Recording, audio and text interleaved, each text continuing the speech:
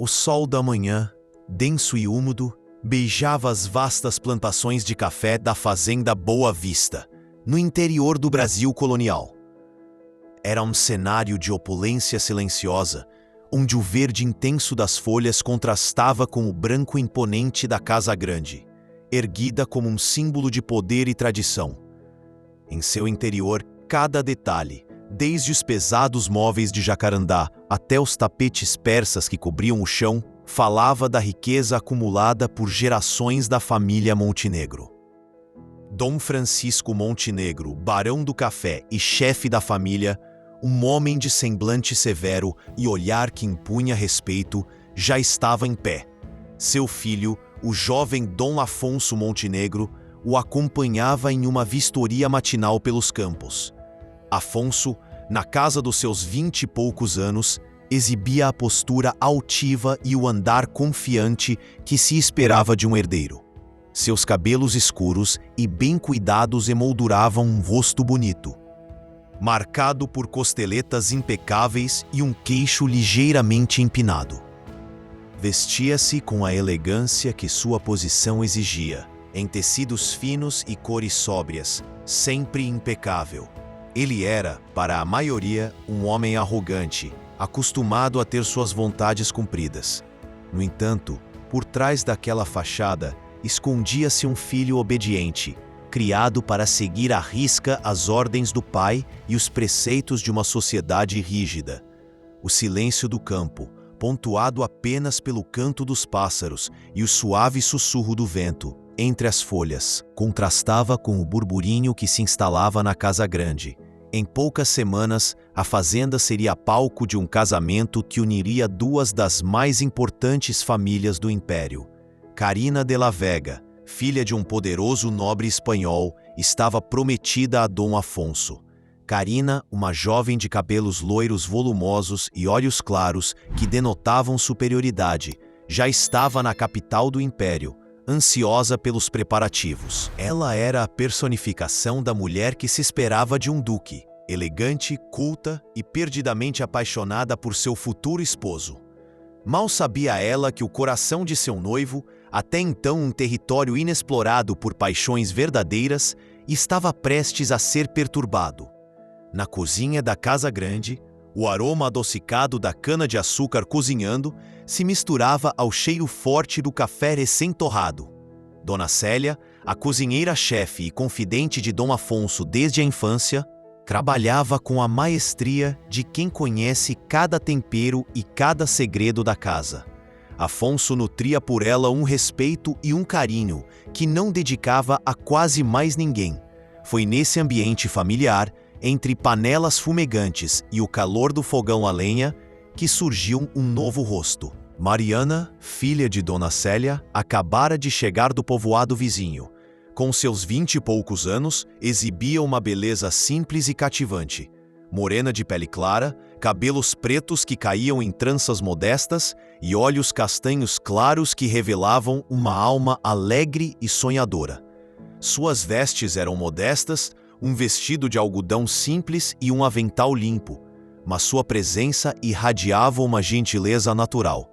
Ela sorria facilmente, e seus gestos eram de uma delicadeza que atraía a atenção. Viera para ajudar a mãe na cozinha e nos afazeres domésticos, consciente da responsabilidade, mas sem perder a leveza. Dom Afonso, retornando da vistoria com seu pai, atravessou a cozinha, como de costume, para cumprimentar Dona Célia. Foi então que seus olhos encontraram os de Mariana. Pela primeira vez em muito tempo, a arrogância em seu rosto vacilou. Ele viu nela algo que nunca antes havia presenciado em seu círculo social. Uma pureza, um humor suave e uma leveza que o encantaram quase que imediatamente. Aquele olhar, rápido e intenso, que durou apenas um instante, foi o suficiente para acender uma faísca em seu peito, uma sensação nova e inquietante. Afonso se demorou mais que o normal na cozinha, conversando com Dona Célia, mas seus olhos teimosos buscavam os movimentos de Mariana, que, alheia à comoção que causara, organizava as cestas de frutas com sua expressão tranquila. Ele sentiu uma estranha atração, uma curiosidade incontrolável por aquela jovem que, com um sorriso simples, parecia desarmar a fachada que ele construíra por toda uma vida. O destino, com sua ironia peculiar, havia colocado em seu caminho aquilo que ele mais ignorava: a simplicidade e a beleza de um amor que nasceria à margem de todas as suas obrigações. O peso das horas de solidão de Afonso havia sido substituído por uma ânsia, uma inquietação que o impulsionava a buscar a leveza que só o riso de Mariana parecia trazer. Ele encontrou seu pretexto perfeito nas duas crianças da família, seus irmãos mais novos, que passavam as tardes na varanda dos fundos.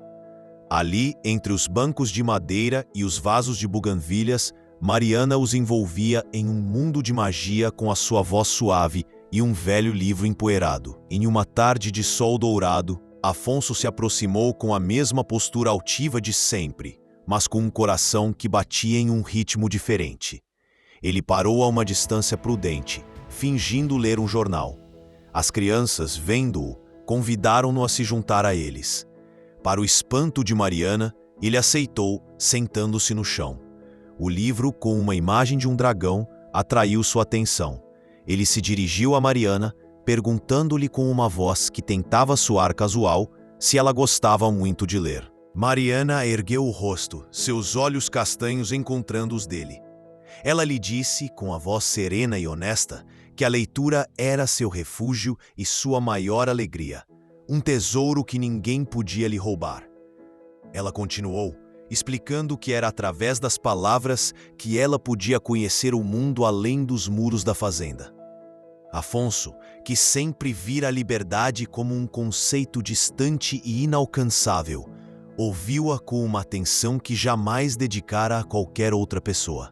Ele confessou a ela, em voz baixa e quase inaudível para as crianças, que a sua vida era como um livro já escrito por outros, sem espaço para sua própria história. A partir daquele dia, os encontros, antes dissimulados, tornaram-se o ponto de referência de sua rotina. Entre a varanda e a sala de leitura, eles compartilhavam conversas sobre seus sonhos e medos. Mariana contava a ele sobre sua paixão por ensinar os mais novos a ler e sobre a vontade de um dia ter a própria biblioteca, ainda que fosse pequena. Afonso ouvia, e em um gesto que espantaria a todos, ofereceu-se para lhe ensinar o que havia de mais belo nos livros que sua família guardava, dizendo que o mundo estava ali, à espera de ser lido por ela. A teia da paixão estava sendo tecida de forma cuidadosa, longe dos olhos julgadores da alta sociedade. No entanto, o destino impaciente agiu. Em uma carruagem que anunciava a riqueza e o poder de sua família, Carina chegou à fazenda dias antes do previsto. Ela desceu com a postura de uma rainha, seus cabelos loiros volumosos e o vestido dourado reluzindo sob o sol. O sorriso em seu rosto, contudo, morreu ao avistar a cena na varanda.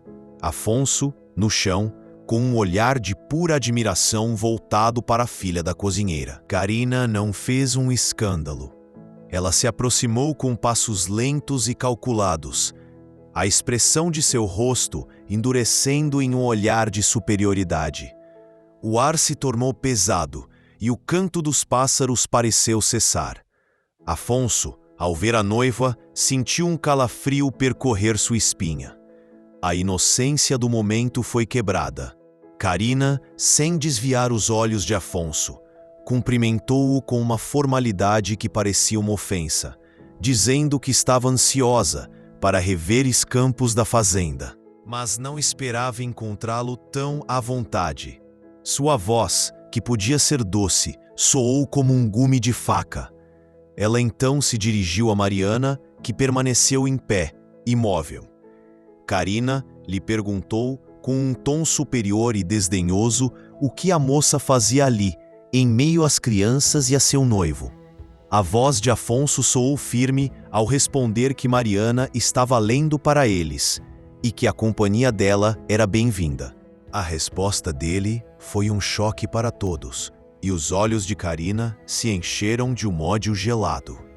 Ela deu um sorriso forçado e disse a Afonso que em breve ela estaria lá para entretê-lo e que não seria preciso mais que ele recorresse a tamanha informalidade. Aquelas palavras não foram um pedido, mas uma ordem. A batalha do amor havia começado. A noiva, uma força da natureza, movida por ciúme e por amor, havia encontrado seu inimigo. O ar da fazenda Boa Vista, antes perfumado pelo café e a doçura das flores, tornou-se pesado, carregado de uma tensão que se sentia em cada cômodo. A chegada de Karina não apenas apressou os preparativos para o casamento, mas também deu início a um jogo sutil de poder e crueldade. A noiva, movida pelo ciúme e por uma paixão avassaladora, agia com a frieza de quem sabe que não precisa levantar a voz para ser ouvida. Ela começou seus ataques de forma discreta, mas calculista. Em frente a outros criados, Karina perguntava a Mariana, com um tom de voz que beirava a zombaria, se a moça sabia ler as etiquetas dos vinhos finos ou se estava acostumada a lidar com a prata da nobreza. A pergunta, feita sob a desculpa de ajudar com os preparativos do casamento, tinha a clara intenção de humilhar. Mariana, com a dignidade que lhe era peculiar, respondia com tranquilidade, dizendo que sua mãe a ensinara a manusear toda a louça com o devido cuidado e respeito. Sua humildade e sua resposta serena, no entanto, pareciam irritar ainda mais a duquesa, que via a segurança de Mariana como uma afronta. Dom Afonso percebia tudo, e a cada novo ataque de Karina, a sua repulsa pela noiva crescia, enquanto sua admiração por Mariana se aprofundava. Ele começou a intervir, defendendo a moça abertamente. Em um dos jantares formais, quando a noiva tentou dispensar Mariana de um serviço para evitar distrações na cozinha, Afonso a contrariou, afirmando com voz firme para sua noiva que a moça era mais competente entre todos os criados e que sua presença era indispensável. Ele olhou diretamente para Mariana, com um olhar que dizia: "Eu estou com você."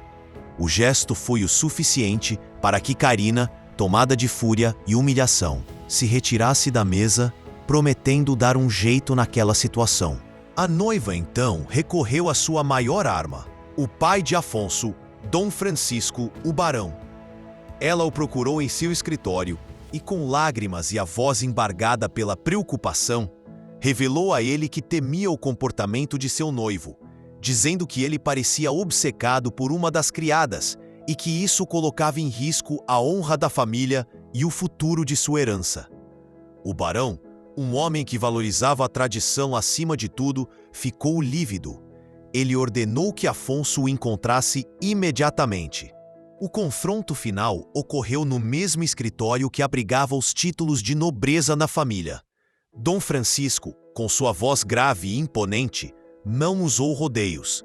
Ele disse ao filho que ele estava envergonhando a família e colocando o casamento e a herança em risco por conta de uma paixão passageira e inadequada, e o questionou, perguntando se ele era digno do nome Montenegro.